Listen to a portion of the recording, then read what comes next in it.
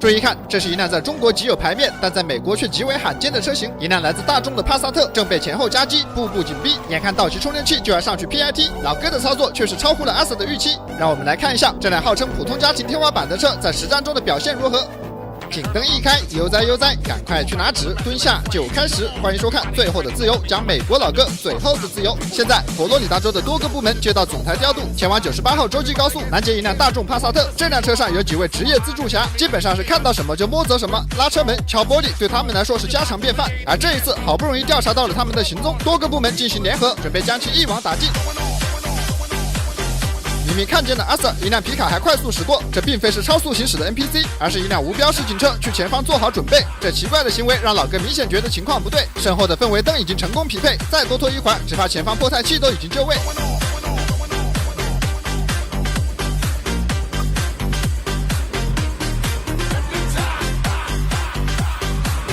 眼看老哥已经开始加速，多个部门立刻开始行动，试图在他发力之前将他扼杀在摇篮之中，将风险降到最小。此时又一辆皮卡超过了阿 Sir， 这可不是因为老哥的车速太慢，而是另一位县治安办公室的队友前来协助，配合上早已去往前方的皮卡，此时阵型已成，将老哥牢牢夹住。这个埋伏非常成功，但在配合上出现了一些失误，为首的灰色皮卡车速过快，没能封路。这个机会很快便被老哥抓住，但这瞬间的动力似乎有些不够用，还没有来得及突围，白色皮卡再次上前封住老哥的走位。这一个补位非常精准，三人变成品字形，再一次将老哥牢牢围住。此时前方的两辆皮卡开始放慢车速，这是给道奇充电器创造 PIT 的机会。眼看前方没有了 NPC， 阿 Sir 准备行动之时，老哥突然一把放下，居然借着绿化带完成了超车。这波操作迅速且完美，白色皮卡都没反应过来，队友见状立刻提速，再次去到老哥前方。而眼看老哥就要故技重施之时，却是突然一把放下去到了左侧。虽然队友早有防备，但没想到老哥再次借助左侧的绿化带完成超车。好家伙，左右开弓，顺利拿下两位阿 Sir。这老哥展现出来的实力给了阿 Sir 压力。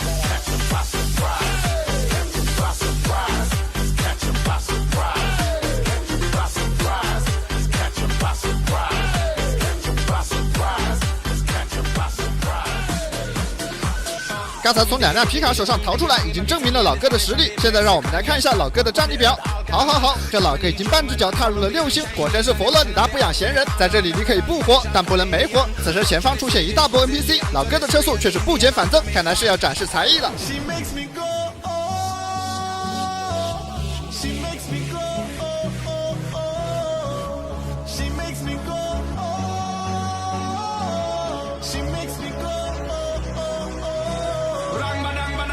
不得不说，这超过160公里的时速还能在车流里面左右穿梭，除了老哥的车技过硬以外，这辆车的底盘也功不可没。老哥所驾驶的这辆帕萨特是第7代，它的北美版最高搭载 3.6 自吸 V6 发动机，最大马力280匹，最大扭矩为350牛米。虽然动力十分强劲，但它和国内的销量常青树不同，这款车型在当地并不受欢迎。销量最好的时候是2012年，也正是视频当中这一款，卖出了11.7万辆。光听这个数字没有概念，对比一下它的竞争对手就知道了。和它卖同样价格的索纳塔同年卖出了23万台，丰田凯美瑞更是以40万台的销量拿下同级别的冠军。这帕萨特卖的最好的一年，也只能在同级别当中垫底。这在中国的牌面神车，怎么在美国就没牌面了？甚至在2021年彻底停产。有人说是因为2015年的柴油门事件，在排放上作假，导致大众品牌形象受损。开玩笑，美式大 V8 跟你讲这些花里胡哨的。而且人家丰田造假，销量早就没受到影响了。也有人说它是高价低配， 2.0T 还跑不过隔壁 1.5T 的雅阁，隔壁的凯美瑞也就是笑笑不说话。虽然它也跑不过，但它卖得过。归根结底还是输在了可靠性上。根据JD Power 发布的数据统计，在美国市场的汽车品牌中，可靠性倒数前5的品牌里，大众常年榜上有名。在美国，经常几十公里前不着村后不着店，出点小问题坏在路上是叫天天不应，叫地地不灵，拖车费更是贵到离谱。这种情况出现一次，可能这辈子都不想碰这个牌子了。那么你知道可靠性最高、排名第1的是什么品牌吗？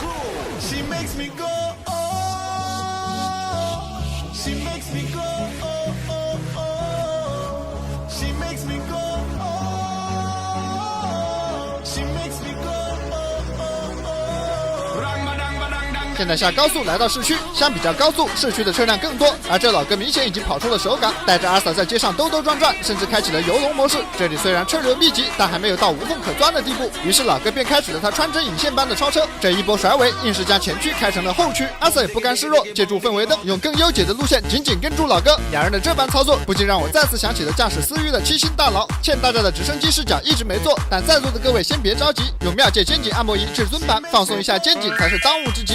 精致平面升级，i9碳技术也值得多提。它的按摩头是我用过最像人手的，我为妙界举大旗，看谁敢与大师模式为敌。堪比楼下老师傅的专业手法，上边揉推颈侧肌肉，下面加按斜方肌和富贵包，搭配升级的i9碳技术，热灸后颈，舒活经络，颈部三角区一活翻起来，整个人都轻松多了。以前低头做视频太久，后颈像冰块一样又凉又硬，头晕发麻都是家常便饭。也试过针灸艾灸，但效果都不理想。后来才知道养护这件事要融入生活里，每天把妙界扣在身后，紧致腰背按摩，比去按摩店方便划算很多。它的配置也比其他按摩仪高出一级，有4种模式，2档热敷，给爸妈揉腿捏腰，帮我尽尽孝心。需要的话就来评论区领券吧，双11领券就是最底价，保价1年送运险，1年以换代修，自用送礼它都靠谱。此时前方大直线，而且没有 NPC， 察觉到有机会的阿 Sa 立刻发起了进攻，而防守能力极强的老哥很快就察觉到了阿 Sa 的意图，于是两人便一度将车速提到了200公里每小时，直到前方再次出现 NPC， 阿 Sa 才不得不以大局为重。但此刻老哥却是已经完全进入状态，面对前方密集的车流，他在第一时间就找出了最优解的超车线路，只是短短的几秒钟里便左右横切，来回变换车道多次。如果从直升机的视角来看，老哥已经跑出了一个大大的 S， 而阿 Sa 的选择却是要简单粗暴得多。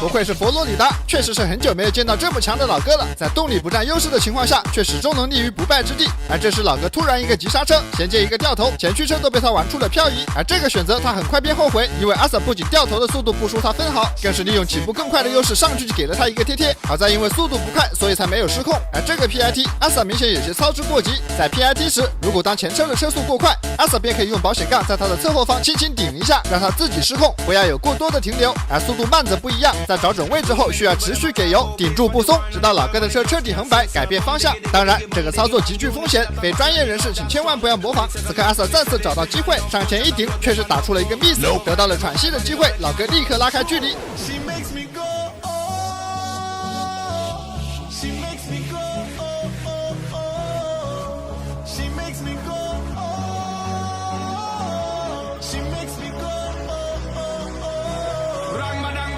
虽然早就已经做好了心理准备，但这老哥难缠的程度已经远超阿 Sa 的想象。从最开始的3人包夹，到现在已经拉扯了15分钟，中途还有多位队友加入这场对决。但直到现在，老哥仍旧没有半点要输的迹象，甚至速度还越来越快。这也就是阿 Sa 在动力上有着绝对的优势，每一次在车流之中被甩开的距离，都能通过直线再追回来。而这时老哥一个操作，再次将阿 Sa 给惊呆，强行超过 NPC， 等阿 Sa 来时却是慢上一拍，差点上了绿化带。这一波速度此消彼长，两人之间的距离居然前所未有的被拉开至300米开外，这是自匹配开始以来老哥最好的逃离机会。虽然阿 Sa 奋起直追，但是效果并不明显，甚至在前方的弯道过后，一度连老哥的尾灯都见不着。